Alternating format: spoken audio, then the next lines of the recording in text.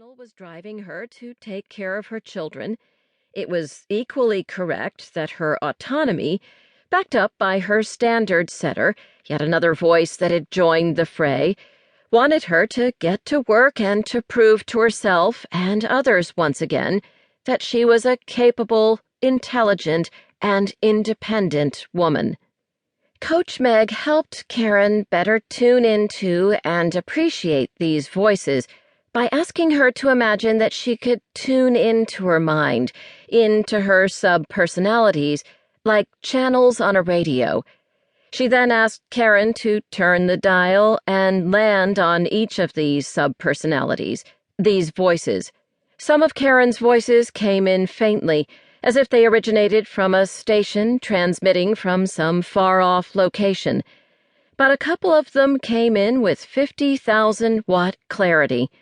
They were so loud, in fact, that she almost needed to turn down the volume.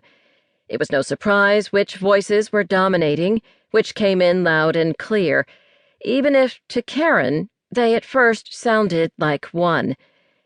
The process of tuning into your sub-personalities is not one that involves squelching or disconnecting one and amplifying or isolating another. It's usually a process of considering what they all have to say and finding a pathway from there.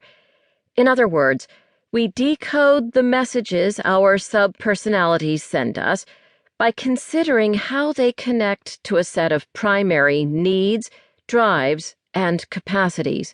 Coach Meg shared this approach with Karen. It is this same novel approach that this book offers. We will learn more about Karen's progress later in this chapter. While we all have these 9 members of the inner family, each of us also has a unique genetic profile, mixed with a unique set of experiences that determine and sculpt these entities.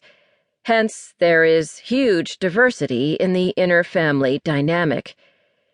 Given that the 9 entities send their messages via our emotional states, we experience a complex and ever-changing mix of feelings.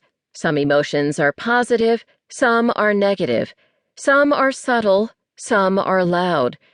What you will learn to do in this book is what Karen and many of Coach Meg's clients have learned to do: translate the language of your emotions into insights on your unique set of needs, drives, capacities, and values, your particular recipe for thriving. You learn the names of the 9 differentiated entities of the psyche, what we like to refer to as the 9 members of the inner family, in the introduction, and you got a sense of how they influence our behavior in the case studies in there. Now it's time to get to know them, to hear what they sound like, and even get a mental picture of how they look. Meet the inner family. These 9 entities of the psyche are expressions of your primary needs, drives, capacities, and values. Together, they form the foundation of your personality. To help you better understand and recognize these different entities, we briefly describe each of them here. Autonomy.